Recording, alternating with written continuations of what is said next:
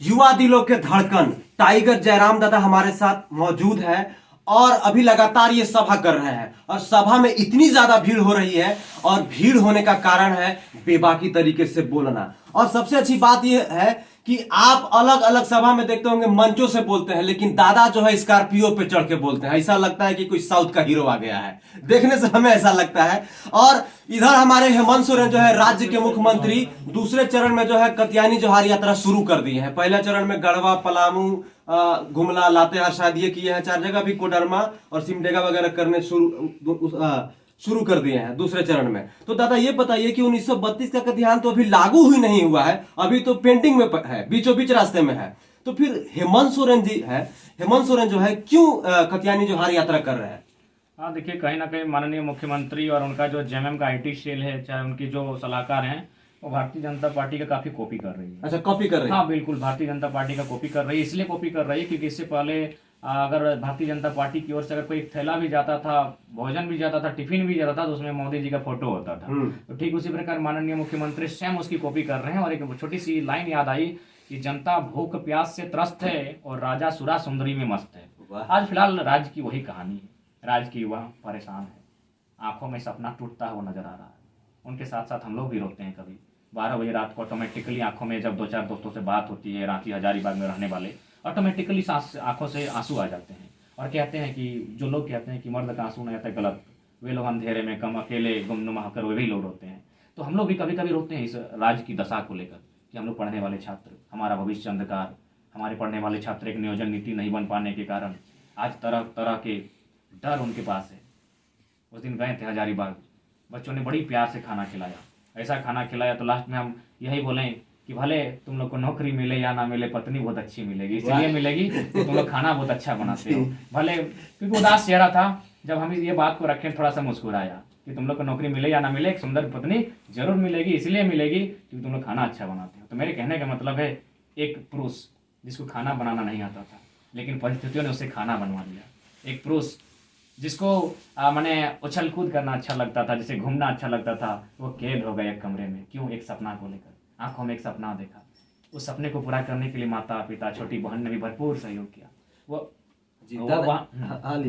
वो बहन अब राखी में उपहार नहीं मांगने लगी, वह माँ कभी साड़ी नहीं मांगी, उस पिता ने कभी खेती में हाथ बटाने का मैंने अपील नहीं किया कि बेटा वापस चले आओ खेतों में मेरा हाथ बटाओ। वो जानता है कि बेटा एक सपने के साथ एक मुकाम को हासिल करने के लिए बाहर निकला है, और जब वो मुकाम टूट कर घर आता है तो बूढ़े बाप और मैंने अंधी माँ, कह सकते हैं कहीं ना कहीं बहुत दुख का सामना करना पड़ता है। तो इसीलिए आज ये राज्य की जो हमारी स्थिति है, चाहे भारतीय जनता पार्टी की सरकार हो, झारखंड मुक्ति मोर्चा, आजसू रहे, कांग्रेस रहे, जो भी पार्टी की सरकारें रहे, इन्होंने केवल अपना झोली भरने का काम किया है और अपने बाद अपने बेटों को टिकट देकर विधायक बनाया है। लेकिन जो मूल समस्या है राज्य की, विशेषकर युवाओं की, आज जस की तस है। ये कैसा राज्य है? 22 सालों में एक नीति नहीं बन पाती है। ये कैसे आईएएस के अधिकारी हैं? ये कैसे अपने आप को कहते हैं कि हम भारत देश की सर्वोच्च नौकरी को कर रहे हैं, आईएएस हैं, आईपीएस हैं, जो एक नीति को नहीं बना पाते हैं? बार बार वो हाईकोर्ट में खारिज हो जाती है, चैलेंज हो जा रही है। तो आप क्यों ड्यूटी कर रहे हैं? साफ साफ कहिए, आप कोयला चोरी, बालू चोरी करने आए हैं, तो अगर यही करना है तो फिर आईएएस क्यों बनना? ऐसे बन जाइए, चोर बन जाइए और चोरी करते रहिए। तो कहीं ना कहीं बहुत दुख का विषय है। दादा ये बताइए कि ये खुद कात्यायनी जोहार यात्रा है कि 2024 का प्रचार यात्रा है? मैंने स्पष्ट कहें, ये 2024 का प्रचार यात्रा के साथ साथ एक सहानुभूति है। क्योंकि हम बार बार कह रहे हैं, ये भावनाओं में लोगों को बहा के ले जाते हैं। कभी इंडिया पाकिस्तान के नाम पर, कभी झारखंड में आदिवासी मूलवासी के नाम पर। अरे ठीक है, हम भी मानते हैं आप आदिवासी की सरकार है, आप आदिवासी के ही मंत्री हैं, आप आदिवासी के ही बेटे हैं, तो पहला भला आदिवासी का ही होना चाहिए। कहाँ भला हो रहा है? गोड्डा में लाठियों से पीटे जा रहे हैं, जबरन कंपनी आकर माने अतिक्रमण कर रही है, अधिग्रहण कर रही है, और सरकार आप चुपचाप है। पहाड़ों को, जंगलों को, जमीनों को, सीएनटी के जमीनों को अधिग्रहण किया जा रहा है, लूटा जा रहा है। यहाँ के जो बच्चे हैं उनकी सीटों को 60 लाख 70 लाख में बेचा जा रहा है। आप तमाशा देख रहे हैं, क्योंकि आप जानते हैं आपका भविष्य, आपके बच्चों का भविष्य सिक्योर है।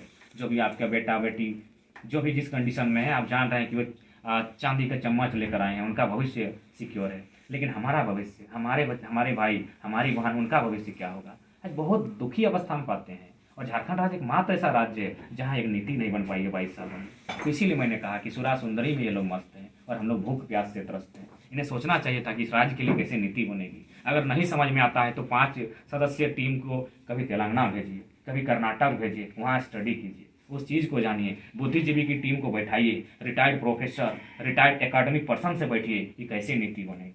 जब तक इस राज्य के लिए आप नीति नहीं देते हैं, जब तक इस राज्य के लिए नियोजन का अवसर नहीं सृजन करते हैं, जब तक इस राज्य के किसानों के खेतों में पानी नहीं जाएगी, किस बात की खुशहाली और किस बात की खतियानी। दादा एक चीज और बताइए कि जैसे कि राज्य में सबसे ज्यादा अभी प्रॉब्लम है नौकरी और रोजगार की। लोग परेशान हो रहे हैं, बाल उड़ जा रहा है, आंख में चश्मा लग जा रहा है, मतलब तमाम तरह की चीजें हो रही है, शादी भी नहीं हो रही है। तो सबसे बड़ा समस्या ये कि जो नौकरियां भी निकलती है ना कहीं विवाद में चली जाती है, उसमें सेटिंग हो जाता है, पेपर लीक हो जाते हैं। ऐसा क्यों होता है दादा? देखिए, इसका कारण है कि जो हमारे पास उदासीन राजनीति है, हमारे जो राजनेता है वो काफ़ी उदास है, वो इंटरेस्टेड नहीं है। वे जैसे चुनाव जीत कर आते हैं, सबसे पहले उनका जो हावी होता है वो कॉरपोरेट्स वर्ग उनके इर्द गिर्द हावी हो जाता है, ठेकेदार वर्ग उनके इर्द गिर्द हावी हो जाता है और एक बहुत बड़ी कमीशन के साथ एक डील कर लेते हैं। सड़क बने, नली बने, पुल बने, बिजली का खंभा गड़े, हमारा एक कमीशन बन जाता है। और फिर वो क्या करते हैं, धीरे धीरे अपने नालायक बेटा, हालांकि ये शब्द नहीं कहना चाहिए लेकिन जो झारखंड की सच्चाई है, मोटा मोटी जितने भी विधायक सांसद हैं उनका बेटा लोग एकदम ठेंगा छाप है, तो उसको सेटलमेंट करने की तैयारी करते हैं। किसी को 2 कॉलेज देते हैं, किसी को 2 अपार्टमेंट देते हैं, किसी को 2 शोरूम देते हैं और फिर वो बहुत अकूत धन जमा करते करते करते इस प्रकार फंस जाते हैं कि बोलेंगे तो फंसेंगे। तो फाइनली वो बोलते हैं कि जैसा चलता है चलने दो, छात्र मरते हैं मरने दो, सड़क पर आते हैं पिटते हैं पिटने दो, हम किसी प्रकार अपना 5 साल लेकर जाएंगे। और फिर अंतिम जो हिटलर की एक कहानी थी कि एक मुर्गे को लेकर एक दिन वो संसद में आते हैं, उस मुर्गे को नोचते हैं, नंगा कर देते हैं और फाइनली उसके सामने 2 दाना डालते हैं, मुर्गा अपने दर्द को भूलकर फिर दाना को चुगने लगता है। वही कहानी हमारी है। ये लोग पहले हमें नोच नोच के हमारे बदन से एक एक गोरवा उखाड़ेंगे और फिर चुनाव के समय कुछ दाना दे देंगे, हम दर्द को भूलकर उस दाना को देखेंगे। जनता की भी तो कमी है दादा। जनता की कमी है। जनता की कमी यही है कि जनता गरीब है। माँ बीमार है तो पैसा चाहिए, भाई का पढ़ाई है तो पैसा चाहिए, पिताजी बीमार है तो पैसा चाहिए, पैसा देगा कौन? नेताजी। बिल्कुल कमी है। इसीलिए हम बार बार कहते हैं, भारत का संविधान में जो लिखा है, जो पहले ही लाइन में लिखा है, उसे जब तक भारत अमल नहीं करेगा, इस देश को आप लाख नरेंद्र मोदी अमेरिका में भाषण दे लें, कुछ नहीं होने वाला है। भारत के संविधान का जो पहला लाइन है, जिसे हम लोग प्रियम्बल कहते हैं, वहाँ साफ साफ लिखा है समाजवाद।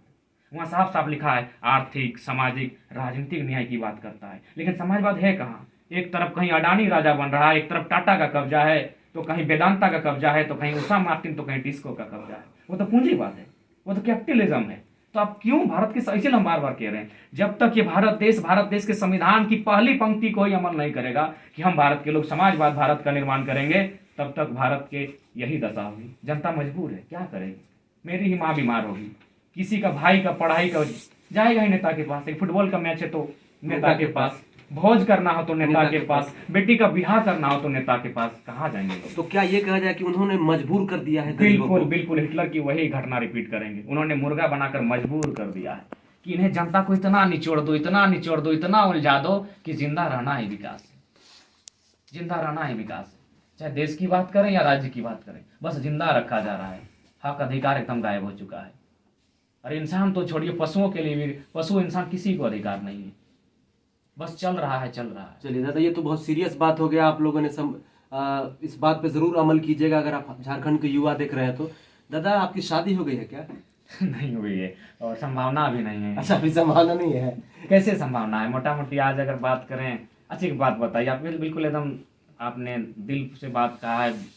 आपको हम आपके चैनल के माध्यम से कहेंगे, एक लड़की किसी लड़का को अगर पसंद करती है तो जाहिर सी बात है आज के डेट में कम से कम कमाता कम हो चलेगा, लेकिन कम से कम दिखता अच्छा हो, पहनता अच्छा हो, खाता अच्छा हो, लेकिन आप उसकी बोलते बहुत बढ़िया है। ठीक है, पर्सनैलिटी अच्छा हो। लेकिन आप अगर हम पूरा मीडिया के सामने बोल देते हैं, आज 20 तारीख हो गया है, हम 3 दिन ना आए, कौन सी लड़की पसंद करेगी बताइए तो। लेकिन आप बोलते अच्छा है ना, आपके जो शब्द है, आपके जो वाक्य होते हैं, उसमें इतना जबरदस्त मंत्र मुग्ध कर देने वाले जो शब्द होते हैं, उसे तो लड़कियां ऐसी फिदा हो जाएंगी आपके ऊपर। देखिए भाई, ये तो अभी तक ऐसा कोई विषय हुआ नहीं है, अगर होगा तो सोचा जाएगा, लेकिन फिलहाल इसलिए विवाह कर पाना संभव नहीं है भैया, क्योंकि आप एकदम गुलगुलान करके रहे हैं, साल भर आप देख सकते हैं। अगर हम आप लिखित सभाओं की बात करें तो लगभग 420 सभा मैंने किया, 420 सभा लिख कर मैंने किया है। और अगर छोड़ दें कुछ अचानक तो मुझे लगता है 600। और अगर जन जागरण और छोटे मोटे संपर्क की बात करें तो प्रत्येक दिन एवरेज 10 को रखिए, यानी 365 दिन में 3600 जनसंपर्क हम किए, यानी 3600 छोटी मोटी सभाएं सब कुछ मिलाकर कहा जाए तो इतना तो 30,000। बड़े बड़े नेता अपने 20 साल के कार्यकाल में सभा बिल्कुल, नहीं करते होंगे। जो लोग अपने 20 साल के कार्यकाल में नहीं किए होंगे संपर्क, उतना हम 1 साल में किए, लगभग 3,000 प्लस संपर्क हम किए। जो कि एक इंसान के नाते मुझे भी कभी लगता है, जब हम अकेले में कैद होते हैं तो हम अपने आप को जब स्टडी करते हैं, हमने कहा यार हमने क्या किया, इतना कैसे पॉसिबल है। आज हम बीमार हैं, आज पहली बार भाषण देते देते मेरी सांस फूल गई। यही मेहनत आपको एक दिन रंग लाएगी दादा। आप जो लोगों के साथ जुड़ाव है आपका, लोगों के साथ जो बात करने का तौर तरीका है, जैसे लोगों के साथ आप मिल जाते हैं, यही जो है आपका एक दिन रंग लाएगा और उसमें आप आगे बढ़िएगा और बदलाव आएगा धीरे धीरे समाज में। तो इसीलिए कहा कि भाई समय नहीं है। तो और अर्धांगिनी का मतलब होता है आधा अंग, जैसे हम लोग को बताया जाता है, कुछ हो या ना हो उसके लिए कम से कम आधा समय होना चाहिए। उससे कभी बैठकर प्रेम से बातें होनी चाहिए, उसके लिए हमारे पास कुछ टाइम होना चाहिए। तो हम लोग के पास फिलहाल टाइम नहीं है। कब घर आते हैं उतना तो छोड़िए, कल की रात माँ से पूछ लीजिए, हम लोग जब घर आए तो 2 बजे रात को घर आए, पानी पी के सोए हैं, क्योंकि बोले नहीं थे कि घर पहुंच पाएंगे, रात 2 बजे पहुंच गए, खाना है ही नहीं। तो इस कंडीशन में आपका घर भी बहुत एकदम सिंपल साधारण घर है दादा, एकदम एक होता है ना कि जो एकदम सभा संबोधित कर रहे हैं। नहीं, चूंकि देखने में भले लोगों के स्कॉर्पियो के ऊपर जब चढ़ते हैं तो भले हम साउथ का हीरो लगते होंगे लेकिन रियलिटी हमारी यही है कि हम बहुत निर्धन परिवार से हैं। और हम पूरा लॉजिक मैंने हर चीज बता ही देते हैं। हमारे घर में 3 पेंशन आता है। पहला पेंशन आता है 1,000 रुपए का, दादी को मिलती है और इसलिए मिलती है कि उनकी उम्र 95 वर्ष है, यानी वृद्धा पेंशन से कहते हैं। और एक पेंशन आता है 1,000 रुपए का, ये पेंशन आता है चाचा को, उनको इसलिए मिलता है विकलांग, उनकी दोनों आंखें जन्म से नहीं, वो जन्मांध है। तो 1,000 रुपए का चाचा को विकलांग पेंशन, 1,000 रुपए दादी को वृद्धा पेंशन और 3,000 होता है माँ को शहीद के आश्रित का पेंशन। मेरे पिताजी झारखंड आंदोलन के शहीद हैं और माँ को आश्रित के बदले मिलता है, यानी 5,000 रुपए से मेरा घर चलता है उसी से, बाकी और कोई एक्टिविटी नहीं है। लोग आरोप लगाते हैं, लगाने दीजिए। जो लोग नफरत करते हैं वे भी घर आकर देख लें, फैन बंद कर जाएंगे, ऐसा कोई बात नहीं है। तो ऐसा जो लोग कहते हैं कहने दीजिए, वो हम जानते हैं और हमारे गांव के लोग जानते हैं कि हम किस कंडीशन में हैं। हाँ, प्रतिभा थी इसीलिए हम यहाँ तक आए हैं, हमारे पास टैलेंट थी जो हमें नेचर ने प्रदान किया और अपने संघर्ष से मैंने हासिल किया है। इसके अलावा हमारे पास कुछ नहीं है। और जबकि हमसे बहुत टैलेंटेड लोग हैं, लेकिन ये वे निष्ठावान नहीं होंगे, वे कहीं ना कहीं हमने ईमानदारी पूर्वक अपने टैलेंट को राज्य के सामने प्रेजेंट किया है, इसीलिए हम यहाँ तक आए हैं। बाकी आप देख सकते हैं जो दादा एक बात मैं कहूंगा, इंटरव्यू खत्म करूंगा, जिस ईमानदारी से आप काम कर रहे हैं, आपके अंदर ये ईमानदारी आगे तक बची रहेगी तो आप डेफिनेटली झारखंड राज्य को रिप्रेजेंट कीजिएगा। ये मैं आपको ऑन भौकाल टीवी कैमरा पे कहकर जा रहा हूं, क्योंकि आपके जो वाक्य है, आपके जो शब्द है, वो बहुत ही कमाल के हैं। क्योंकि ऐसा होता है ना कि जैसे ही जो गरीबी से उठता है, नेता बनता है, उसके बोल बदल जाते हैं, उसके भाव बदल जाते हैं। वो जब उससे मिलने कोई जाता है, उसी क्षेत्र का, उसी विधानसभा का कोई वोटर, तो वो क्या करता है, मिलता नहीं, बोलता है कि अभी बोल लो बैठने के लिए, मैं अभी थोड़ा सा बिजी हूँ, लेकिन वो अंदर बैठ के अंगूर और काजू खा रहा होता है। नहीं, आप ऐसा क्वालिटी हमें नहीं। आप तो आज ही सुबह की बात कीजिए, आज नहीं बहुत बार ऐसा हुआ है कि कोई अगर खड़ा हुआ तो हम रोटी चबाते चबाते घर से बाहर निकल गए। अभी तो कभी तो ऐसा हुआ कि गांव में ब्लेड लगाते लगाते सड़क पार कर गए। लेकिन अभी तो आप उस पोजीशन में नहीं है। उस पोजीशन की मैं बात, उस पोजीशन में आने के बाद की बात कर रहा हूँ। देखिए, सबसे पहली बात मैं इसके लिए आश्वस्त हूँ कि मुझ में बदलाव इसलिए नहीं होगा कि हम पीएचडी के छात्र हैं। पीएचडी का मतलब डॉक्टर ऑफ फिलोसफी, फिलोसफी का मतलब होता है दर्शन शास्त्र, दर्शन शास्त्र का मतलब होता है भौतिकवाद, जो संसारिक सुख सुविधा है उससे दूर एक आध्यात्म, उसे वही पीएचडी का असल अर्थ होता है। चाहे आप डॉक्टर अम्बेडकर को लीजिए, डॉक्टर कलाम को लीजिए, डॉक्टर कार्ल मार्क्स को लीजिए, डॉक्टर मार्टिन लूथर किंग को लीजिए, जो भी पीएचडी के छात्र रहे हैं वो कहीं ना कहीं जो संसार की जो सुख सुविधाएं हैं उनसे एक अलग दुनिया उनकी होती है, और मेरी भी वही दुनिया है। आज तक हम कभी कोई सुख सुविधा हमें अट्रैक्ट नहीं कर पाई है, ना कभी किसी मूवी कोई हमें खींच पाई है, ना किसी प्रकार का कोई अन्य आकर्षण हमें खींच पाया है। हम तो अब किसी भी मेरे सभा में देखिए, हम तो खाली पाँव एंट्री मारते हैं। और भोजन वही हम लोग का बहुत सरल है, माड़ भात दीजिए तो ही खाएंगे, अगर जरा सा चटपटा दिए तो होगा नहीं। माड़ भात साग भात तो खुश है। हाँ वही है, और हम लोग चाहते हैं कि वही रहे, ठीक रहेगा।